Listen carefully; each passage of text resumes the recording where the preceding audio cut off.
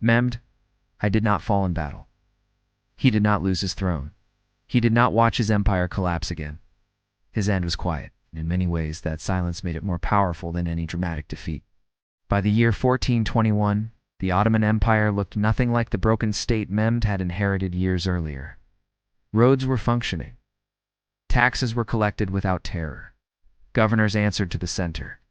The army obeyed the state, not individual ambition.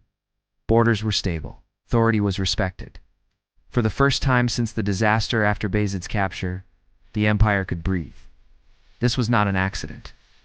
It was the result of years of restraint, patience, and deliberate control. Mehmed had rebuilt something fragile. Fragile things demand constant attention. Unlike conquerors who ride from victory to victory, Mehmed ruled in vigilance. He watched carefully for cracks. He monitored succession closely. He remembered what happened when power was unclear, when brothers fought, and loyalty fractured. The Civil War had left scars that never truly faded, and Mehmed ruled with those scars in mind. That kind of rule comes at a cost. Years of stress weighed on him. Years of responsibility without pause. Years of knowing that one mistake could reopen old wounds. Mehmed did not rule from comfort. He ruled from caution. And slowly, that burden weakened him. When illness came, it did not spark panic.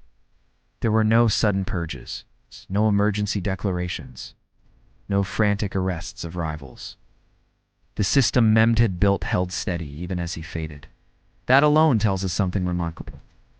When Mehmed I died in 1421, there was no immediate chaos, no explosion of civil war, no collapse of authority.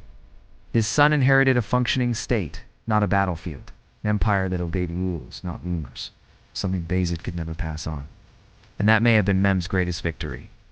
History often celebrates rulers who conquer cities, who break walls, span borders with fire and steel.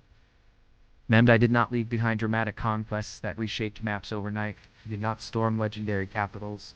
He did not terrify continents. Instead, he did something far rarer. He made survival possible. Without Mehmed, the Ottomans might have ended as a brief chapter. A powerful rise followed by a spectacular collapse. Another empire broken by internal war, remembered only as a warning. But Mehmed changed that path. Because of him, there would later be a Mehmed the Conqueror. Because of him, Constantinople would fall. Because of him, there would be a golden age to come. None of that could have happened if the empire had remained fractured. Mehmed was not the destination. He was the bridge. A bridge between disaster and destiny. His fall was not a collapse, it was a handoff. Power passed smoothly because he had taught the empire how to function without constant violence. How to obey institutions rather than personalities. How to survive change. That may be the hardest lesson any state can learn.